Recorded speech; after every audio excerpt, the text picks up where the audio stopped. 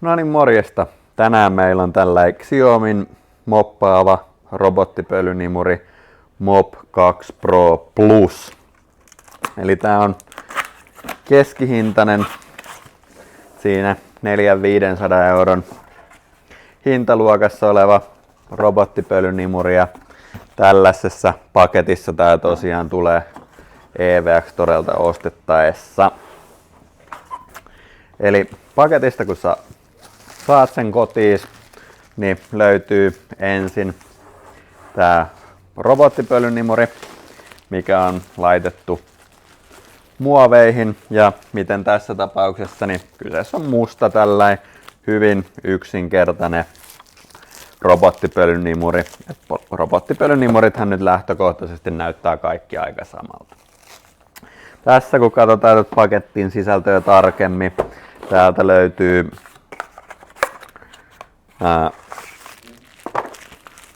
lataustelakka, eli lataustelakan johtoja, sitten itsessään lataustelakka, joka siis lähtökohtaisesti kaikissa robottiimureissa näyttää ihan samalta, jos ei ole itsestään tyhjentävä, mutta tämä nyt näyttää lähtökohtaisesti aina aika samalta merkistä riippumatta.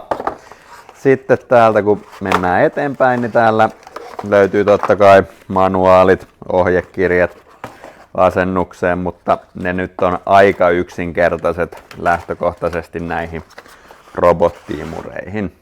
Eli täältä löytyy harjas, joka kiinnitetään tänne robottiimurin pohjaan. Näin, eli tämän ideana on se, että se pyörii ja siirtää tänne harjasosalle, mikä sitten hoitaa tämän imuroinnin itsessään.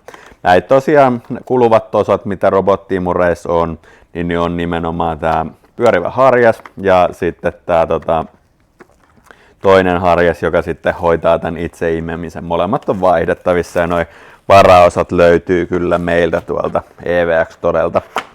Tämä on tosiaan moppaava malli, eli robottiimureet on kahdenlaisia, eli pelkästään imurina toimivat ja sitten myös moppaavat imurit. Täältä löytyy tällainen lisäosa tänne, mikä kiinnitetään tämän robottiimurin pohjaan. Tämä on sama homma. Tämä on kaikissa imureissa käytännössä samanlainen. Tätä pystyy ohjaamaan niin, että sä määrität, että joko se imuroi ja moppaa tai pelkästään imuroi. Tässä on vähän tästä tätä muovia pois, niin selitetään tarkemmin tätä. Tämä on imuteholtaan muistaakseni 3000 kilopaskalia, eli se tarkoittaa, että se on sitä vähän ylempää keskitasoa robottiimureissa.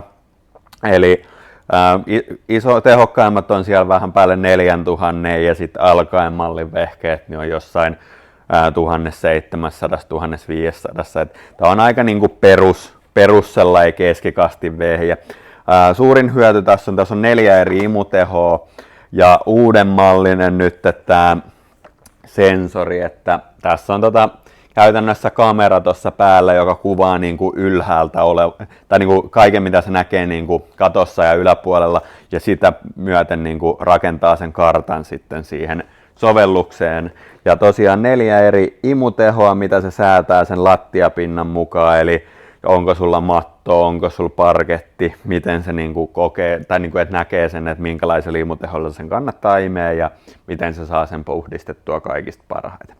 Eli tosiaan yksinkertaisuudessaan latausasemaan, niin johto kiinni, plugi seinään, laite asemaan, sen jälkeen syttyy virta, tää herää henkiin, ilmoittaa, että olen elossa, jonka jälkeen sitten sä pystyt sillä Xiomin sovelluksella, lataat sen puhelimeen, sillä sä pystyt hallitsemaan sitä, ajastaa sitä, koska se imuroi, moppaako se, mihin se kulkee, mihin se ei mene, missä se moppaa, missä se ei moppaa.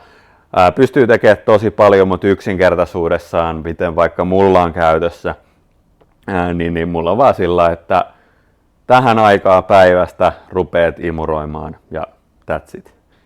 Et siellä ei ole niinku mitään muuta kuin tietyt, tai on tietty alue, mihin se ei mene, esimerkiksi niinku koiran ruokakuppeja tai muita, niin sä pystyt määrittämään niitä sinne, tai jos sä haluat, että tiettyyn huoneeseen muualle ei mennä, niin se on täysin mahdollista. Mutta tosiaan hyvä keskiluokan robottiimuri, moppaa, imuroi, meillä on aika myyty vehje ja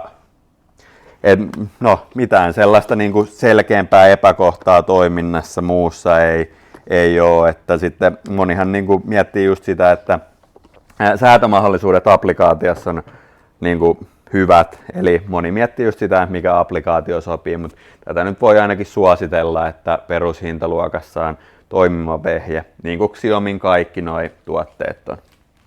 Kiitos.